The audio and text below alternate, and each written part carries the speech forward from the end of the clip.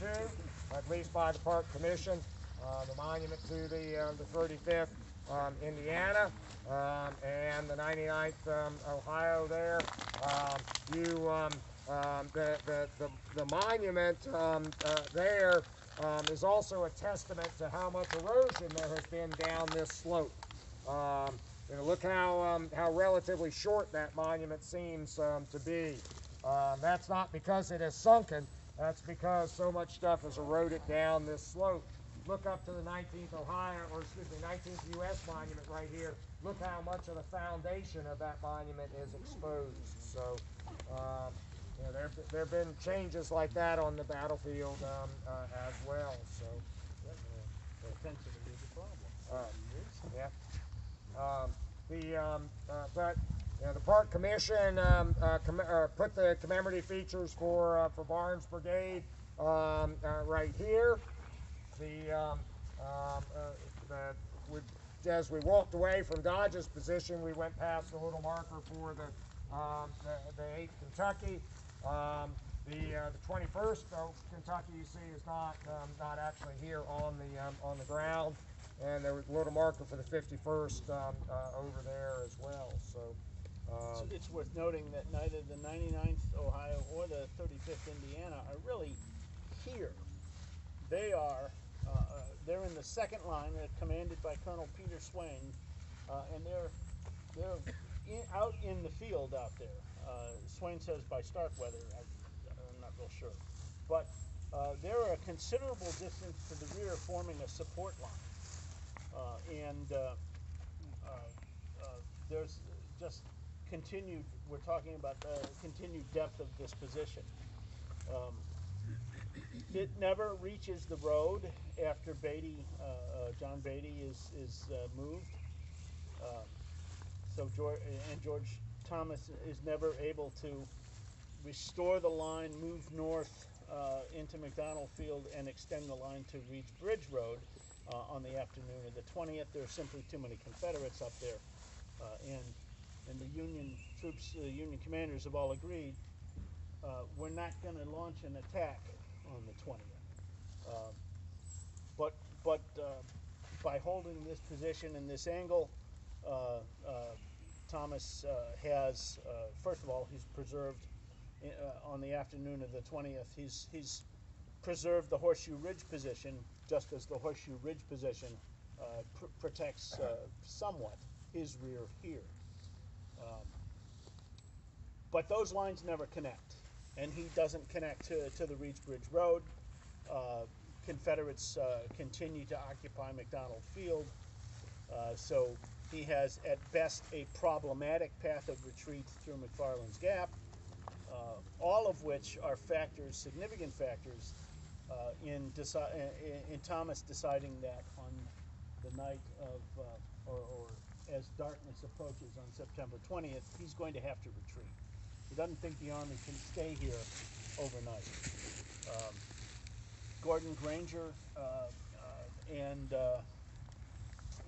James Garfield, both of whom are with Thomas over there on Horseshoe Ridge, but have not been over here, argue strongly that they can hold Horseshoe Ridge. And it might have been possible, though extremely complicated and hazardous, for Thomas to bring these elements out of the field, connect them to a new line, joining up with Horseshoe Ridge to better protect McFarland's Gap Road. But I'm not sure I'd want to try and execute that maneuver and then sight a new line of battle in the woods in the night after 2 days of horrendous casualties. And there's one more factor. There's no ammunition. George Thomas's ordnance trains have been chased off the battlefield. Gordon Granger brought his own ordnance trains, and that ammunition has been distributed and fired off. The 20th and 21st Corps ordnance trains aren't on the battlefield. They've been chased off the field, if not captured. So not only would George Thomas have to extract all of these troops and coordinate the movement of effectively 8 or 9 divisions, one man, 8 or 9 divisions, that's That's a command span that the U.S. Army would the modern Army would throw up their hands. You have failed because the corps structure and the Army commander and the two corps commanders are gone. There's no other corps. There's no other command structure left. Oh, and also orchestrate the resupply of locating those ordnance trains and then resupplying all those troops in the middle of the night. But he's the Rock of Chickamauga. He is. And you can only get so far throwing rocks at the other one. You're welcome. Did he have a clear idea where the Confederates were that night? I mean, he knew that they were in front of Horseshoe Ridge, but did he have a firm grasp of, I mean, assuming he tried that. Did he have as firm a grasp as we do? I seriously doubt. Yeah, that's what I meant, yeah. So he didn't even know what he was getting into. He knew generally that the Confederates had been assaulting him on Horseshoe Ridge all afternoon, and he knew that they were potentially capable of turning that flank, actually both flanks, because I said they're not connected. There's a good 700, 800, 900 yard gap between our friend August Willich, who after all of this mess in the morning goes down and plants himself in the far southwest corner of Kelly Field and extends a line of skirmishers and infantry into the woods facing south in an effort on the west side of the Lafayette Road in an effort to keep Confederate pressure from pushing right up the road and outflanking the Union line there. But there's really no one to span that gap between Horseshoe Ridge and Kelly Field. And if the Confederates figure that out and make a determined push along the corridor of the Lafayette Road, He's toast. yeah, he's in a great deal of trouble.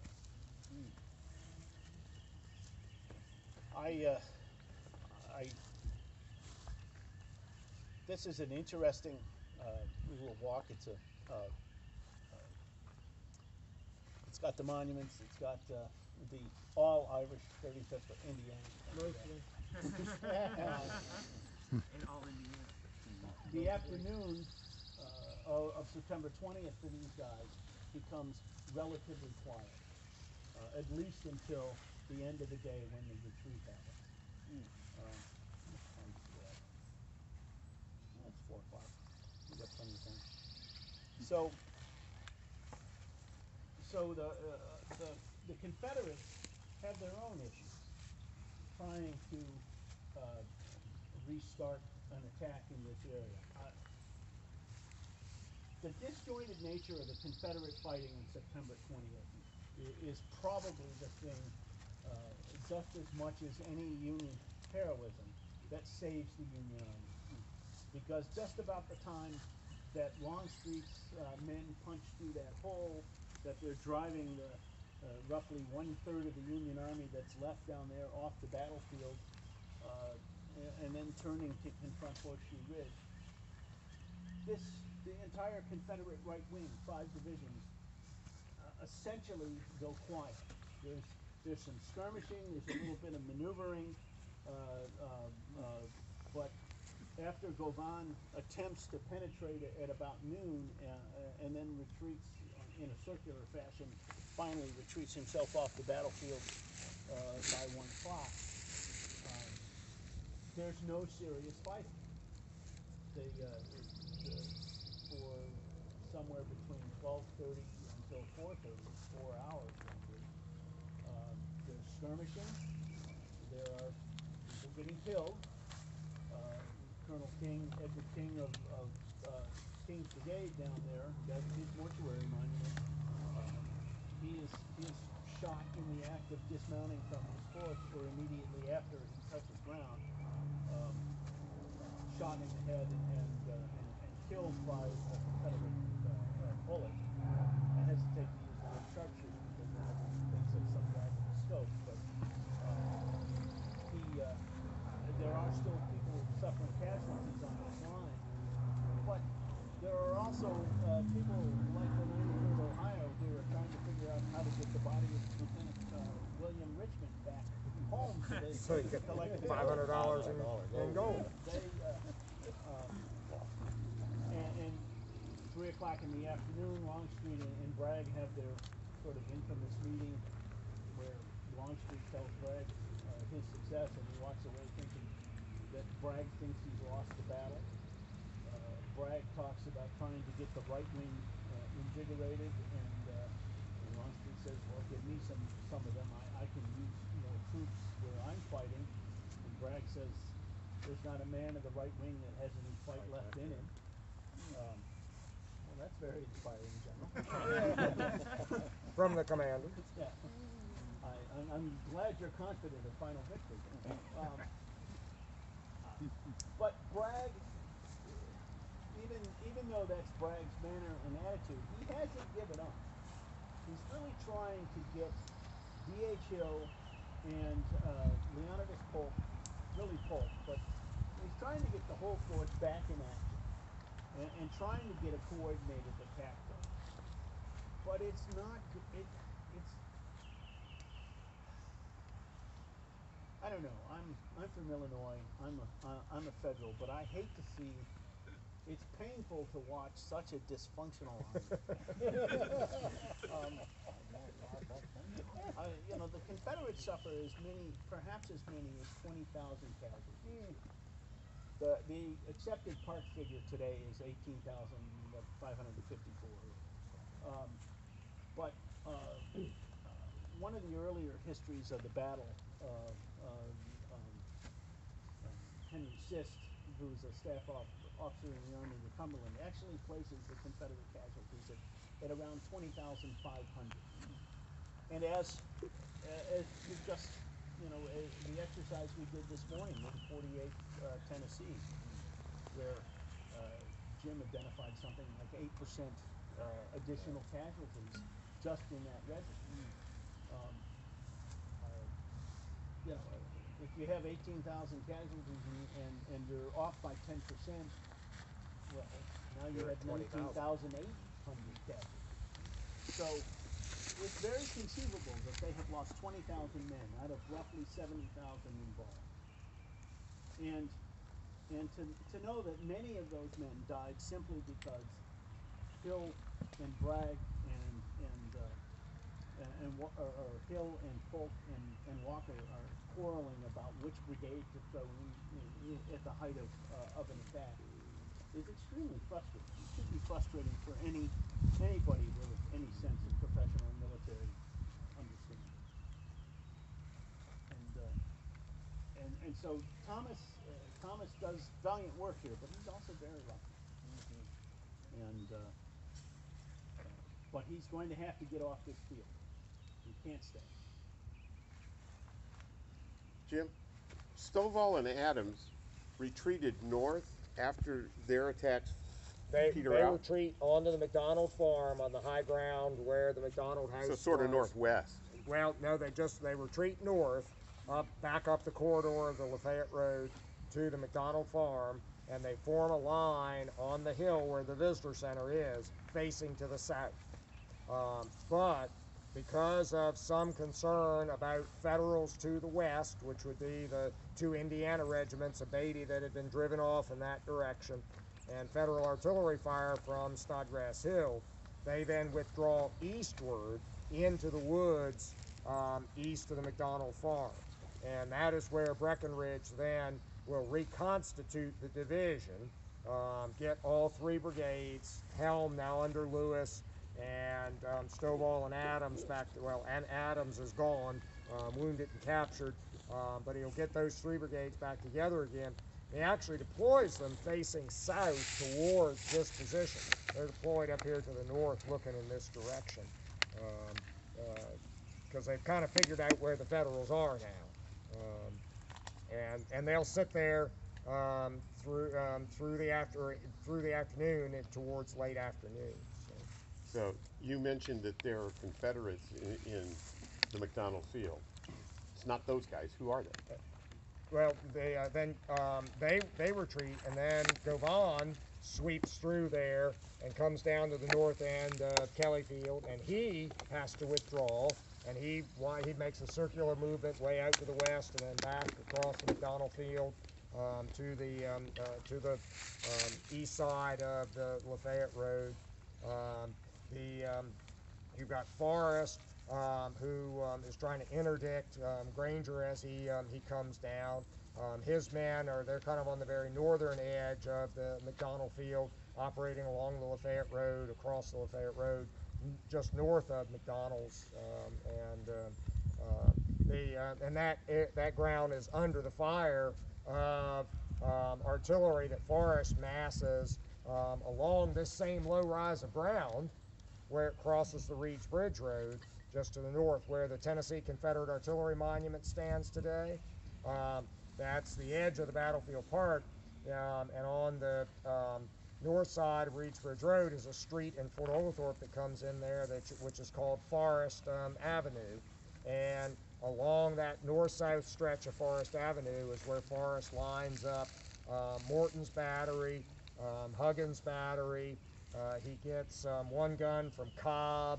He gets 2 guns from the 5th Company Washington Artillery, and he rounds up a couple of other guns, and he's firing them towards the McDonald farm and across the road. There, as much as anything, the grass fire that they cause just north of McDonald's is what diverts Granger out to the west, which causes him to go to Snodgrass Hill and not to here. And then after 3:30, Walthall and Govan's brigades are moved back into McDonald Field, facing west this time. Once they get to McDonald's Field, aren't they coming under artillery fire from Snodgrass Cabin? Yes. That area? Yes. Because they can see them. Yeah. Yes, Oh, but less artillery fire because What about the artillery was up there where the hospital's at? that's later. So That's later? That's Dan McCook a little bit later on. So yeah, they get engaged later, but they're there from about 2 o'clock on because Yeah. Granger posts them there as a sort of a flank guard. but they don't get engaged until the Right. later action. Yeah. So, yeah. But there's enough there that there's no, Thomas knows he doesn't have an absolute clear path to McFarland He Gap. can't simply march troops up the Lafayette Road here into McDonald Field up to the Reedsville Road. no No, it's what's the little parking lot. Savannah Church Road. Yeah, it's what's called Savannah Church Road today, but it was the historic McFarland Gap Road. And then go west. He has to clear, as he discovers when he's orchestrating this movement, he has to clear McDonald Field first. We should probably go out into the field to talk more about that, just because we can see more of it, don't you think? McDonald Field or Kelly Field? Kelly Field. Yeah. Because we really want to talk about bringing the guys out of Kelly Field, not necessarily McDonald Field. We're going to move out into the field, but after 3:30, there will be a renewed impetus on the part of Breckinridge, Claiborne. By this time, some of Cheatham has been brought up in this area, and you get a new attack launched by the Confederates against this position right here. So we'll be able to see the monuments from a distance, but not quite as clearly. So kind of take a mental snapshot of this area right here and look, that description of this as the Union log fort, lines at right angles. Look how we're looking right here. We're looking at the back of other Union troops right there. Here's a Union front. There's another Union front right there. That's how sharp this angle is. And then if you think about each line having its own line of log work, you can get that picture of what the Confederates described as a Union log fort. That last attack, that's when these Georgians come in. Some of them, but some of those Georgians are from earlier in the day, from Gist Brigade, and also Wilson's brigade that was in here briefly too. Wilson is brought into Walker's guys come in. Yeah, there are Georgians over there from Jackson's brigade, Cheatham's division, which is this late afternoon of the 20th attack. So, yeah, so that includes the 5th Georgia. It also includes the 1st Confederate, which is the local boys here. So. What's Napier's battalion? It's the 8th Georgia Eighth Battalion, Georgia yeah. Battalion. So there's a marker over there for them as part of this. Because they're part of that last attempt too. Right. How much of that activity is due to low ammunition supply? So they're that long and they only go on 40 rounds. Well, they do have to, Breckenridge and Claiborne have to resupply with ammunition again, so that takes X amount of time to. Is that about when the renewed activity takes place? No, it's much longer. Yeah, that's much longer, right? But T.H. Hill, for example, interprets Gordon Granger's movement south towards Horseshoe Ridge, which Hill is over here. He's decided that that's a potential flank move against him. And so when Bragg first sends word, they detect that movement somewhere between 1 and, it happens between 1 and 2 o'clock. And so they're watching. The forest has informed him. But when Bragg wants to initially renew the attack, and Breckenridge and Claiborne have both essentially been out of action now for the better part of an hour, Hill says, no, I think I'm going to be flanked myself. He's expecting a Union attack against his right flank. So it's more of that, and the unwillingness of the forward Confederate troops, not the troops, but some of the commanders, to go to launch an all-out assault. That's the problem. The troops have been resupplied and reorganized and ready to go again. As will be seen, but that attack doesn't really bear fruit until after 4 o'clock.